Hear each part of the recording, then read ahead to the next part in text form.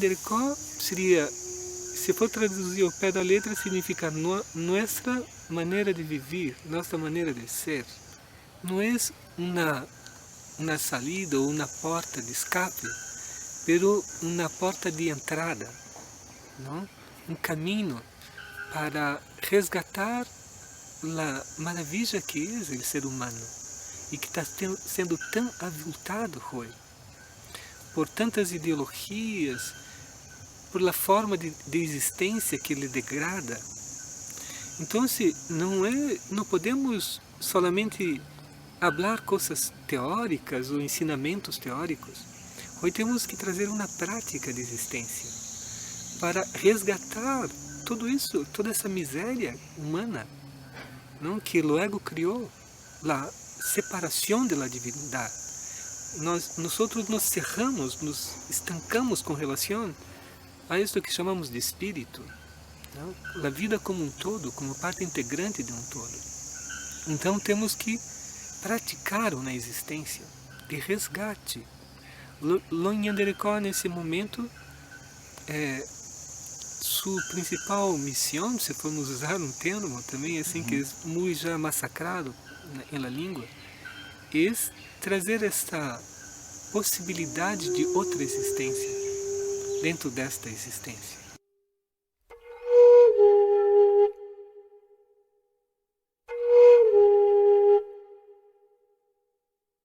Tecoá seria Tecó, onde é possível se viver o Nyanderekó. Um lugar onde é possível se viver o Nyanderekó. Um ponto onde podemos viver essa realidade, podemos desenvolver nosso espírito e desenvolver também nossa existência social dentro desse sistema, buscando transformá-lo simplesmente pelo prazer de existir, transmitindo a noção da vida prazerosa. Aqui em Curitiba, só nessa região de Anhangaba, temos 3 tecoás. No Uruguai temos muitos tecoás, tecoá em Anduretã, um dos mais importantes, mas também temos tecoá em La Costa, e temos tecoá em Santa Catarina, temos tecoá no Rio de Janeiro, temos tecoá em Manaus. Então são espaços onde há pessoas que vivem e muitas pessoas que se agregam a esse lugar, onde vem a ser sua agricultura, parcela de sua vida, porque o ideal seria que inclusive os que já vivem em Tecoá fossem passando sua experiência para os que vão chegando e que eles se juntem e vão formando outros tecoás.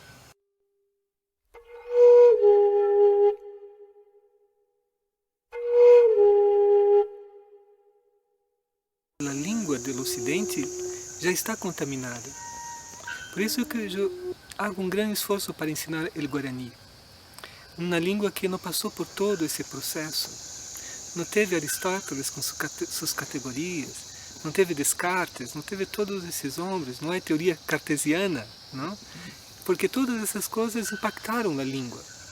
Então temos que separar em categoria para entender as coisas, né? O Guarani é lleno de palavras muito bonitas, a língua é bonita. Porque quando tu constrói uma frase, tu constrói na verdade um verso. Quando tu habla uma sentença, tu habla na verdade uma estrofe. Porque é uma língua toda poética e llena de imagens. Então se veja, palavras que vão se agregando, não? Temos Nyanderekó, nossa maneira de viver dentro de um tecoá. Essa maneira de viver exige um boru, uma constância, um objetivo, um propósito, né? Esse propósito é desenvolver o Imboraibu, que é a amorosidade. O Imboru é importante porque é a constância da construção de tu sonho. E quando termina a construção de tu sonho, tu atinge o Aguijé, tu atinge tu maturidade de existência neste momento. Seria tu plenitude. Então esse é o Guataporã, o caminho, o caminhar sagrado de Nyanderekó.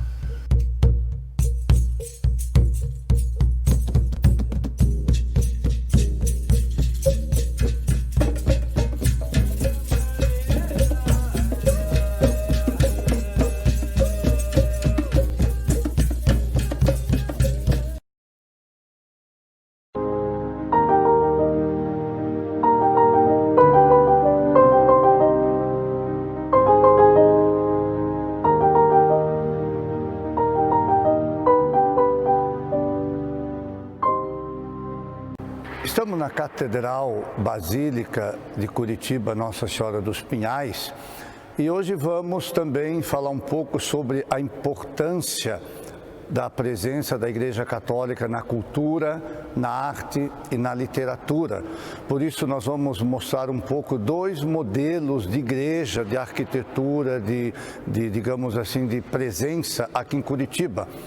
Primeiro, vamos conhecer a Catedral Metropolitana, que é uma igreja mais antiga, e depois vamos conhecer também a Igreja Santo Agostinho, que já é uma arquitetura mais moderna, uma igreja recente. A nossa catedral aqui, centenária já, tem toda uma história. Então, seja bem-vindo a este momento de visita e de conhecimento de um pouco mais da nossa história.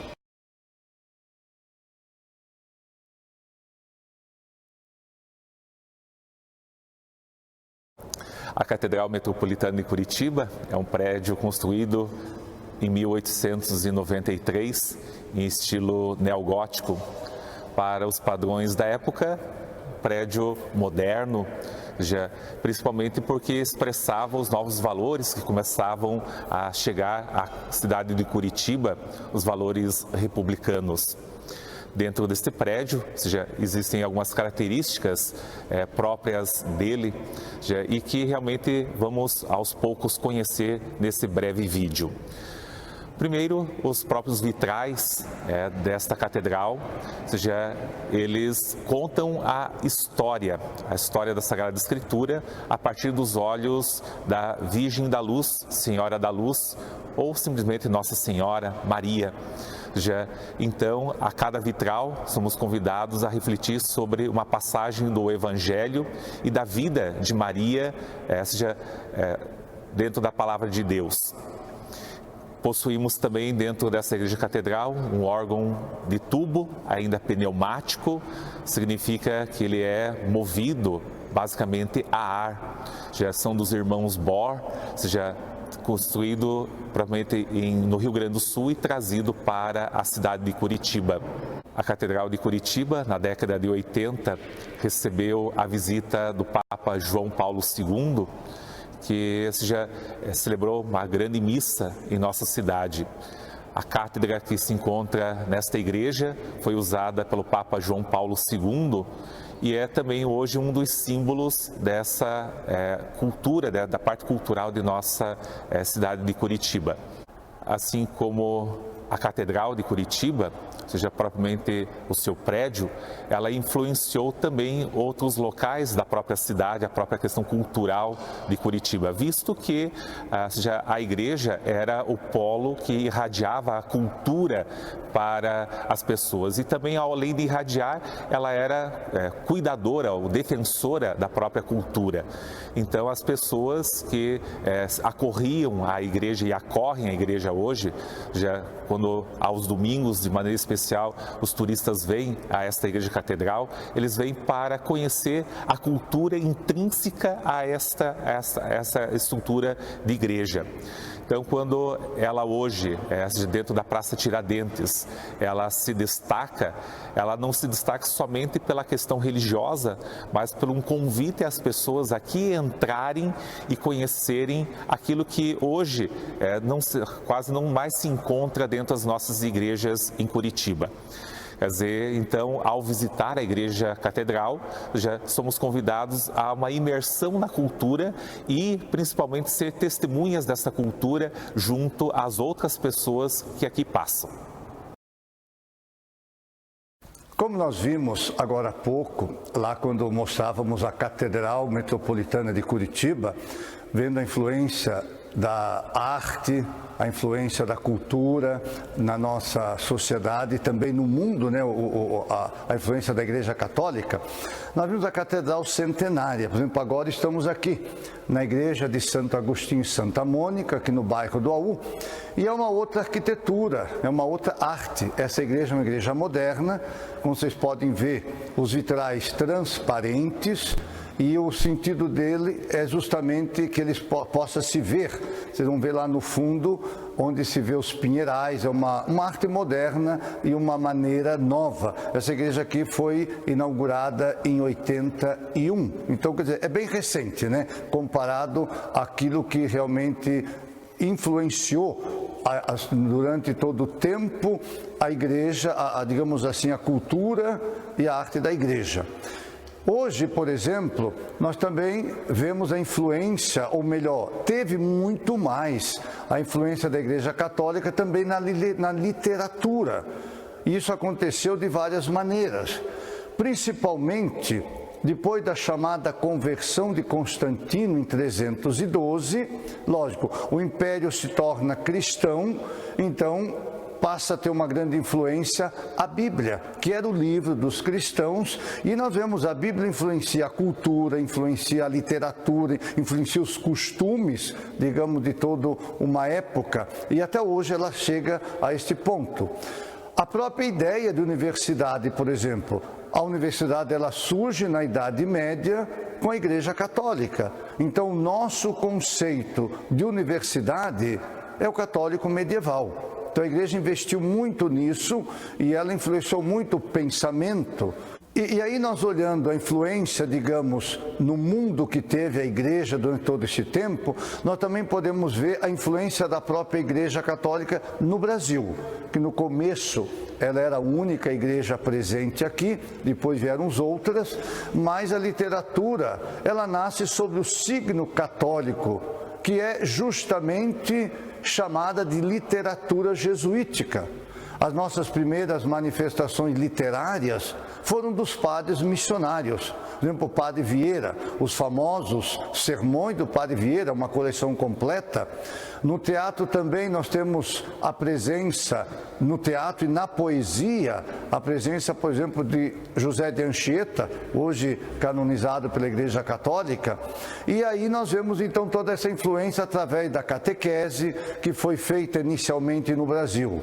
Nós vemos então a influência da Igreja Católica em toda a história do cristianismo, desde o início até agora, e a gente percebeu, e como para completar, que no Brasil principalmente, a igreja teve o papel fundamental na formação, na criação, digamos assim. A maioria das cidades brasileiras nasceram como?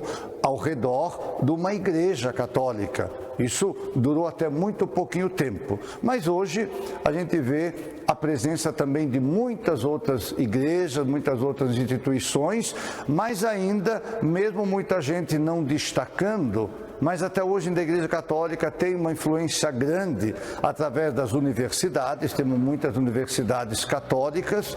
Se nós olharmos o campo da educação, por exemplo, e aí ligado muito à literatura, as congregações foram as primeiras a instituir universidades, faculdades e colégios para a formação do povo brasileiro. Então, por isso é vasto e muito significativo toda a presença da Igreja Católica, não exclusiva, mas principalmente dela na arte, na cultura, na literatura. E assim, espero que nós possamos ainda estudar muito mais, não no sentido de valorizar, mas de reconhecer o papel importante que a Igreja Católica teve, não só na história da humanidade desde o início, pelo menos a era cristã, mas também na formação de muitas sociedades e até hoje do pensamento presente em todos os cantos do mundo.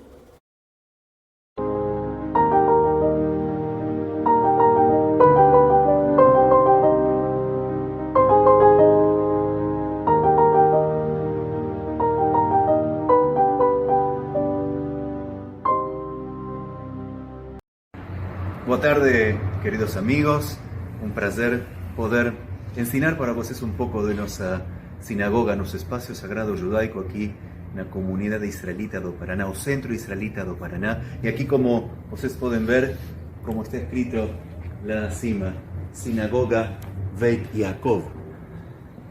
Dos patriarcas, que é Jacob, leva o nome de nosso espaço, de nossa casa sagrada. E me acompanham, vamos caminhando para ver otras partes de nuestro espacio sagrado.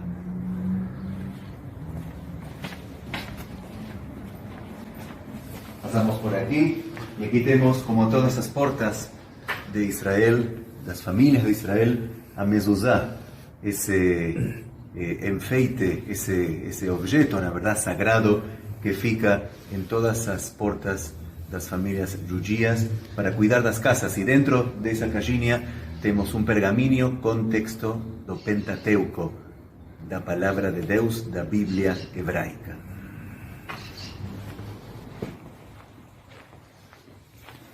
Aquí tenemos también, pueden ver, un vitral muy bonito sobre Jerusalén, con las imágenes y los diseños bonitos de la ciudad santa de Jerusalén, aquí en la entrada de nuestra sinagoga. Y me acompaña, vamos a continuar por aquí.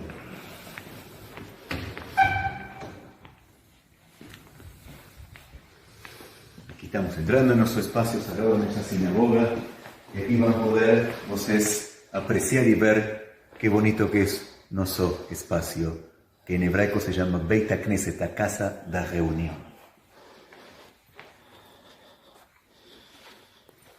Como ven, son muchas personas que pueden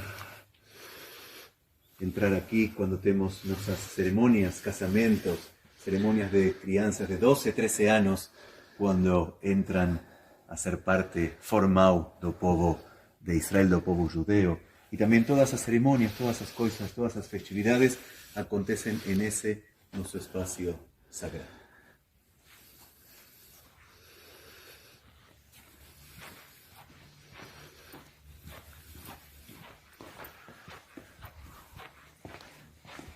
Aquí tenemos nuestro altar, un espacio donde eu fico como rabino, aquí, Sima Davimá en hebraico, donde acontecen todas las principales ceremonias, en nuestra mesa aquí que está preparada ya para hacer nuestras rezas de ese día. Y aquí ven o más importante que tiene la sinagoga, nuestro armario sagrado, nuestro Arón HaKodesh, con los 10 mandamientos, la cima, con un versículo en hebraico del libro de Isaías, a pedra que llegó desde Jerusalén para ser parte también de nuestra sinagoga, y aquí donde guardamos, detrás de esas cortinas con estrella de David, guardamos el libro sagrado, nuestro Pentateuco, los rolos da Torá, el libro más sagrado que tenemos en la tradición judaica, la palabra de Dios, escrito a mano, con capas bien alegres y con enfeites, con coroas, todo para hacer de ese texto o más bonito posible, y ese texto leemos todas las semanas aquí en la sinagoga. Yo agradezco y espero vocês en cualquier momento para visitarnos aquí en nuestro Beit HaKnesset, nuestra sinagoga Beit Yaakov. Olá, sou Antônio Carlos Coelho, professor, presidente do Instituto Cultural Judaico Bernardo Schumann. Vocês conheceram a sinagoga de Curitiba. Ela foi apresentada pelo Rabino Berman. O Rabino Berman mostrou a vocês os principais elementos de uma sinagoga. Um espaço reservado à comunidade, a bimá, onde é feita a leitura da Torá, o Arão HaKodesh, onde estão guardados os rolos de Torá, Ner Tamid, a luz permanente acesa para representar a luz que estava no Templo de Jerusalém. A sinagoga é uma instituição bastante antiga no judaísmo. Ela surgiu quando aconteceu o exílio para a Babilônia. Os judeus que estavam exilados precisavam de um local para fazer as suas orações comunitárias, para ler a Torá e para transmitir os ensinamentos do judaísmo. Ali nasce a instituição sinagoga. Os judeus que saíram da Babilônia após o término do exílio trouxeram consigo a sinagoga. Ela se prolifera no território de Israel. muitas comunidades espalhadas por Israel têm a sua sinagoga. A sinagoga, portanto, convive com o segundo templo, o templo de Herodes, que será destruído no ano 70 da Era Comum pelos romanos. O templo significava o judaísmo sacerdotal. Eram os sacerdotes que praticavam os sacrifícios de oferendas a Deus. Nas comunidades existiam as sinagogas, que dão origem ao atual judaísmo rabínico. Lá os rabis faziam com a comunidade a leitura da Torá, as orações e também transmitiam os ensinamentos de outros mestres e da tradição judaica. Após a destruição do templo, os romanos exigem que os judeus abandonem o território. Assim inicia o que se chama de diáspora. Os judeus vão para a Europa, norte da África e Oriente Médio. Formam comunidades em diferentes sociedades, em diferentes culturas, mas levam consigo a sinagoga. A sinagoga passa a ser a instituição de preservação da comunidade judaica, tanto dos valores religiosos quanto dos valores sociais. É pela sinagoga que os judeus conseguem sobreviver à influência das outras culturas sem perder as suas características religiosas e culturais, muito embora também assimilassem e aceitassem a cultura da sociedade que os acolhia. Quanto à tradição arquitetônica das sinagogas, as sinagogas preservam as linhas arquitetônicas locais e conforme o tempo. Assim nós temos sinagogas na Europa construídas com linhas arquitetônicas da arquitetura europeia nos seus diversos tempos, desde a chegada dos primeiros judeus na Europa até os dias de hoje. No norte da África, as sinagogas seguiram as linhas mouriscas do povo árabe que estava ali no norte da África. No Oriente Médio, da mesma forma, continuaram com a arquitetura do Oriente Médio. Há também algumas sinagogas que são construídas de acordo com a arquitetura antiga de Jerusalém, uma forma de recordar Jerusalém antiga. Elas variam de tamanho, algumas são maiores ou menores, mais ou menos luxuosas, dependendo do tamanho da comunidade e dependendo do poder econômico de cada comunidade. Outro elemento de extrema importância e que moldou o judaísmo foi a literatura. Os judeus são conhecidos por serem o povo do livro. Afinal de contas, aquela multidão de 600 mil almas que deixaram o Egito, lideradas por Moisés, chegaram ao ponto do Monte Sinai como uma multidão, sem muitas regras. Quando Deus entrega os 10 mandamentos a Moisés e Moisés entrega ao povo as leis divinas, essas leis traziam leis éticas, leis religiosas, leis alimentares, leis para a construção do tabernáculo e assim por diante. Aquela multidão passou a ser regida por uma lei que todos conheciam. Deixou de ser multidão para ser povo, os filhos de Israel, o povo judeu. Esse livro, a Torá, que equivale ao Pentateuco da Bíblia cristã, moldou o povo dando a ele as suas características. E é a Torá que ainda mantém as características do povo judeu. Além da Torá, nós temos o Talmud, que é a lei oral que precisou ser escrita. O Talmud, então, tem o comentário de todas as leis da Torá, de acordo com seus rabinos, com seus grandes mestres do judaísmo, de acordo com o tempo em que foram feitos os comentários e de acordo com as comunidades onde foram feitos esses comentários, transformando a lei em algo flexível e adaptável a qualquer tempo e a qualquer sociedade. Obrigado pela oportunidade de falar um pouco sobre o judaísmo.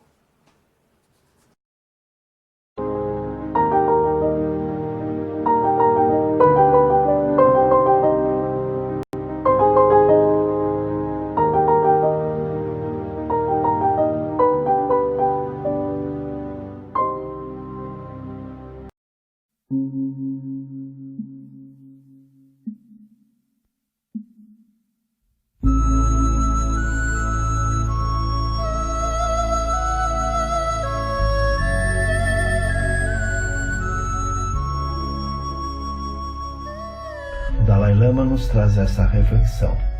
Esta é minha simples religião. Não há necessidade de templos e nem de filosofia complicada. A nossa própria mente e coração é o nosso templo. E a bondade, a nossa filosofia. Proponho transformarmos a nossa visita em uma prática espiritual.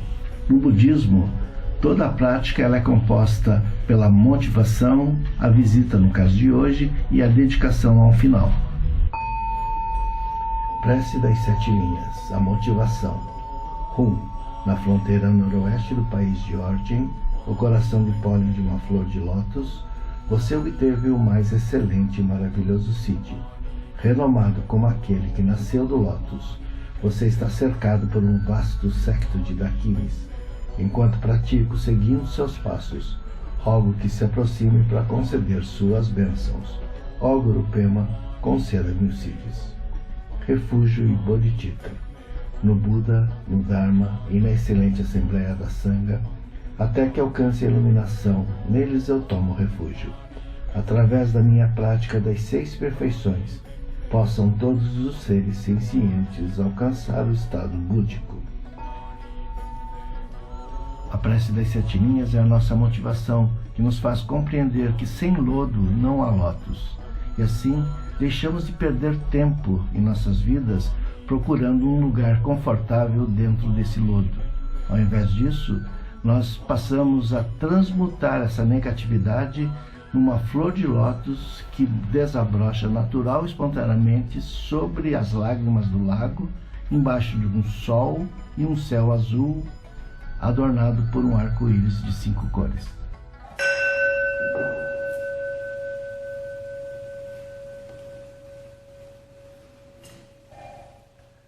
Bem-vindos, bem-vindas, professoras e professores da Sintec, convidados, amigos e toda a humanidade para conhecer o templo do Sukhavati, o templo do Sebe Sukhavati, o templo da sublime felicidade.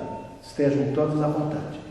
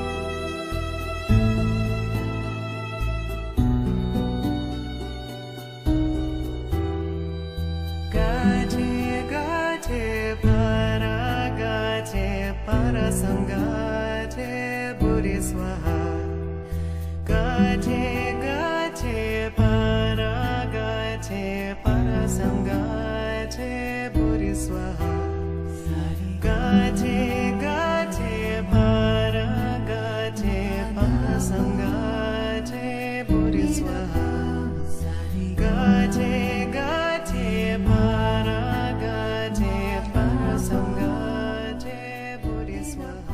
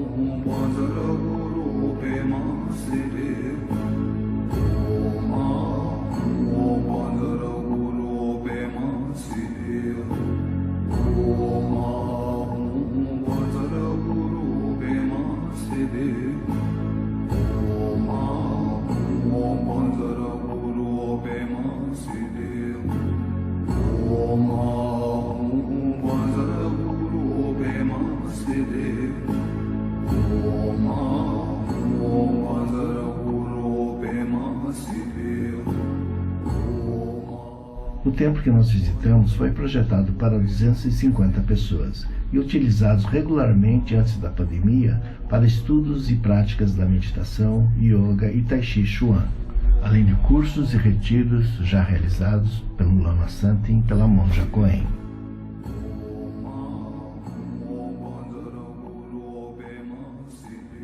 O SEB inicia suas atividades em Curitiba há mais de 25 anos. Em 2017, inauguramos essa aldeia e templo em 4 barras, o Sukhavati, a terra pura da felicidade sublime.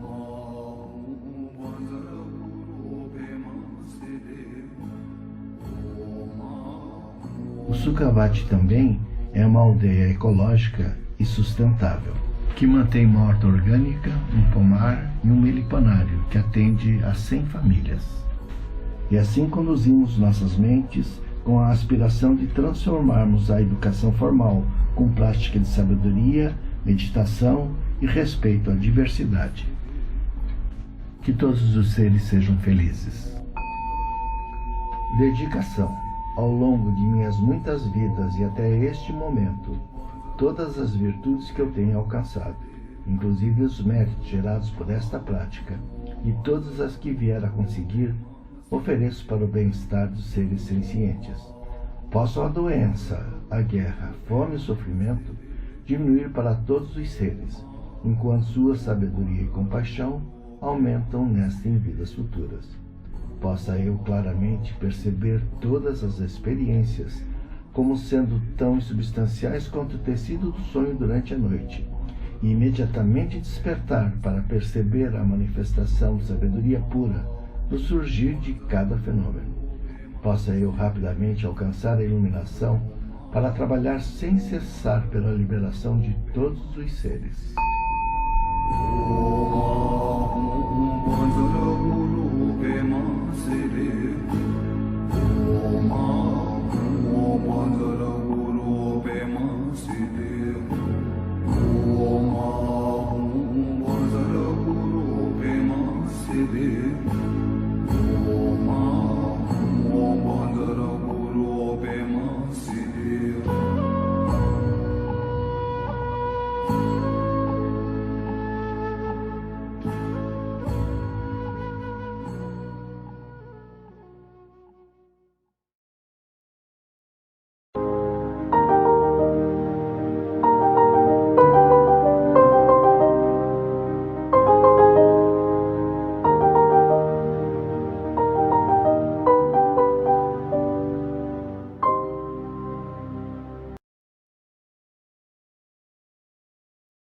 Hoje nós estamos no espaço sagrado Abassá de Dandalunda e nós queremos mostrar para vocês que estão nos vendo e vão nos ver uma parte da cultura, da religião, das religiões de matriz africana. Aqui nós estamos numa chácara, né, que é a sede do Abassá, onde que tudo é natureza, tudo é natureza. E aqui o barracão, como a gente costuma falar nas religiões de matriz africana, porque outra religião é templo, é igreja, no candomblé é barracão, um barracão sagrado dos orixás. Então vamos entrar aqui para ir conhecendo um pouquinho da Casa de Cultura. Aqui nós vemos em primeiro plano aqui a casa de Exu. Aqui onde que tudo começa, né? O Exu, que é o mais próximo do ser humano, é o orixá que é o mais humano dos orixás, nós costumamos falar. Então por aqui começa tudo. E quem nos recebe, né, é a mãe Norma da Oxum. Obrigado, Mucuyu do Zambi. Como que é a sua casa? Então aqui na nossa casa, o nosso primeiro amigo, né, que nos recebe aqui é o Exu. O Exu e a Pombogira, que são e Ogum, né, que está ali também, daquele lado, que são os nossos guardiões, os nossos guerreiros, os nossos amigos, os nossos companheiros. Então, Ogum e Exu e Pombogira são o início de tudo, tanto que em toda casa de matriz africana, em toda casa de Umbanda e Candomblé, o primeiro que vocês vão chegar e vão recepcionar vocês é Exu. Quando a gente, né, chega, quem conhece já cumprimenta, né, Cobalaroie Exu, Exu Amojubá, Exu Onquequepô, Cobalaroie Exu, Ogum, Ogunhê, meu pai, a sua bênção. Então a gente cumprimenta, nós o cumprimentamos e eles nos cumprimentam também. Tá certo. Então, nessa semana de arte, cultura e literatura, nós vamos entrar no barracão, propriamente dito, né, mãe? E vamos conhecendo aqui o interior. Aqui, vamos aqui, mãe, vamos aqui primeiro. Eu vejo uma sala aqui.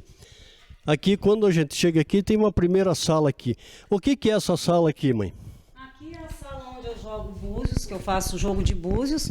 Então aqui é o meu espaço dentro do barracão, direcionado aos consulentes que aqui vêm me procurar para um jogo, para uma orientação, para uma consulta. Então aqui é a sala de jogo de búzios. É o primeiro espaço. Então, esse aqui, cada pessoa que vem numa casa de cultura, de religião de matriz africana, a mãe ou o pai de santos tem que saber o que a pessoa tem, o que a pessoa quer, o que a pessoa precisa. Então, nesse espaço aqui são desvendados, né, mãe, tudo da pessoa, para depois a pessoa adentrar, propriamente dito, aqui pro barracão, não só pro barracão num dia de festa, num dia de saída, num dia de trabalho normal, numa gira, mas aquela pessoa também que quer ser um iniciado. Então, aqui é o espaço. Então, aqui é o templo, aqui é a igreja das religiões de matriz africana. Então, nós vemos aqui uma construção, né? Uma construção no estilo assim, simples, colonial, mostrando que a religião é natureza. É isso, mãe? É isso, meu velho. A nossa Umbanda, o nosso Candomblé, antigamente não tinha. Hoje isso é um luxo já, né? Porque antigamente os negros, os escravos, os índios tocavam aonde? No meio das matas. Era onde se podia se cultuar, porque não se podia... nós não tínhamos a liberdade que temos hoje. Então, antigamente era no meio da mata. Então, hoje, graças a Deus, nós temos o espaço físico para poder cultuar a nossa energia dos inquices, dos orixás, mas sempre dentro, buscando o mais possível da natureza. Vamos mostrar aqui o altar, o congá, como é chamado, né, nas religiões. Então, aqui nós temos os santos das religiões africanas, mas nós temos também os santos de Igreja Católica, mostrando ainda não só o sincretismo, né, que existiu e existe nas religiões, mas a origem também, e algumas associações que se faz entre um santo católico e um santo e um orixá, não é isso, mãe? Então, o altar da nossa casa aqui, eu coloquei das duas formas. Podem ver que tem santos da Igreja Católica e tem os inquices em orixá mesmo, né, na forma africana. Porque antigamente os negros, para poderem cultuar o seu rito, o ritual, tinha que adorar a imagem católica para reverenciar o inquice da nação. Então, e assim continuamos. E hoje é muito popular, né? Todo mundo associa o São Jorge com Ogum, a Iemanjá com a Nossa Senhora da Conceição, Nossa Senhora dos Navegantes, Nossa Senhora Aparecida, né? Com a Mãe Oxum. Então, a gente agarrou e a cultura é essa. É esse... Se mantém. Aqui, mãe, essa cadeira aqui, né? O que representa essa cadeira aqui para as religiões? Qual o símbolo que ela tem? A cadeira de braço é a cadeira onde se senta o Babalorixá, Ialorixá, o Tata de Inquice, a Mameto de Inquice. Nós, quando nascemos no Orixá, nós nascemos humildes, nós nascemos sentando em esteiras, em decisas, depois passamos para o Apoti, que é os banquinhos, e com os nossos elevados anos, vamos ganhando os nossos cargos e passamos para a cadeira de braço. Então, essa é a cadeira do zelador, que, no caso, é a cadeira da dona da casa. Quando a dona da casa se vai, a cadeira se continua em reverência a quem a matriarca, daí a gente enfeita com um buquê de flores, um laço branco, para reverenciar a ancestralidade, porque nós somos do quê? De reverenciar os ancestrais. Na Umbanda, no Candomblé, a participação das pessoas é uma coisa assim mais ativa. Diferente de outras religiões, que o público fiel senta numa cadeira e fica ouvindo o pastor falar, o padre falar, né, ou o líder religioso do local falar.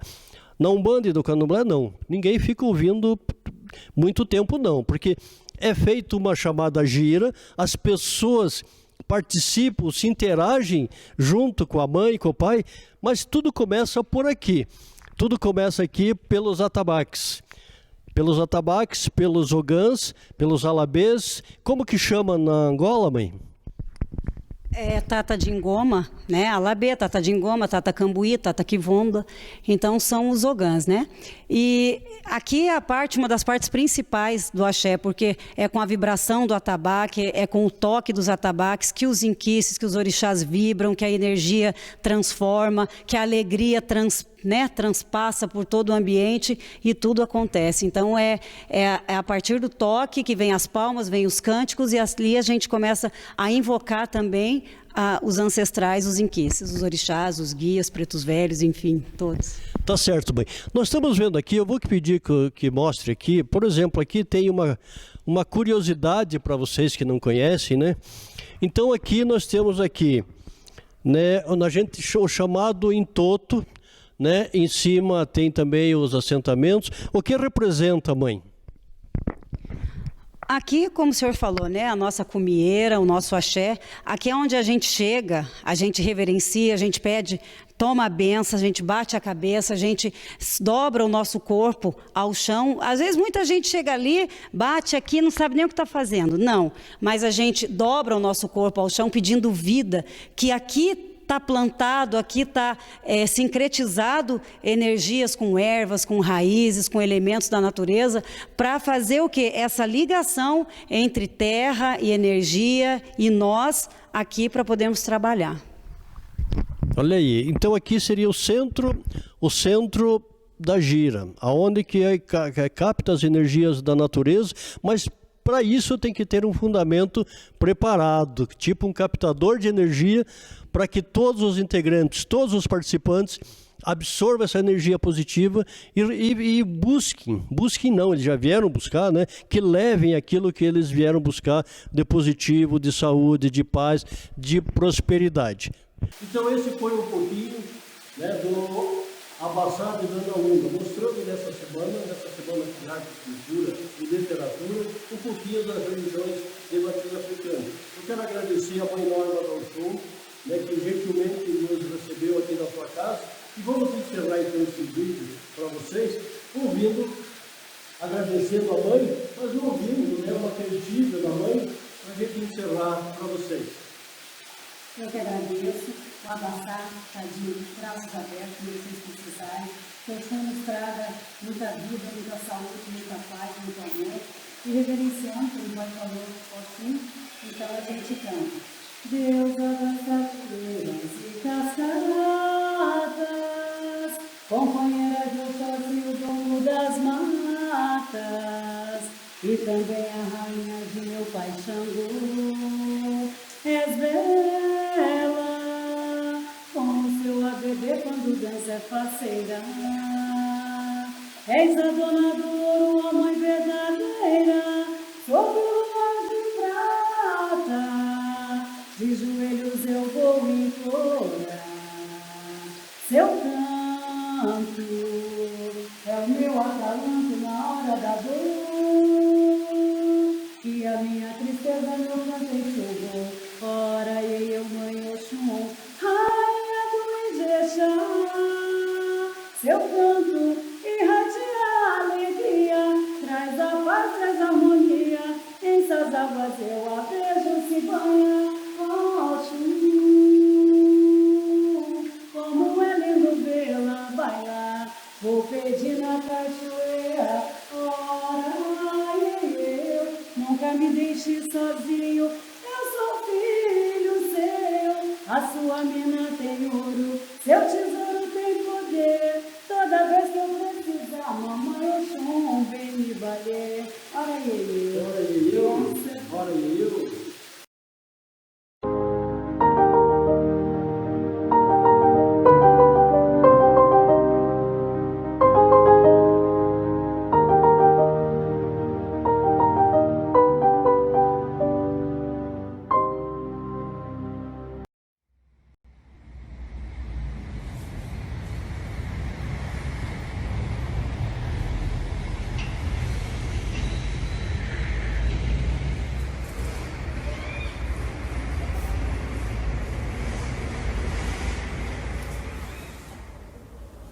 Sejam bem-vindos à Federação Espírita do Paraná.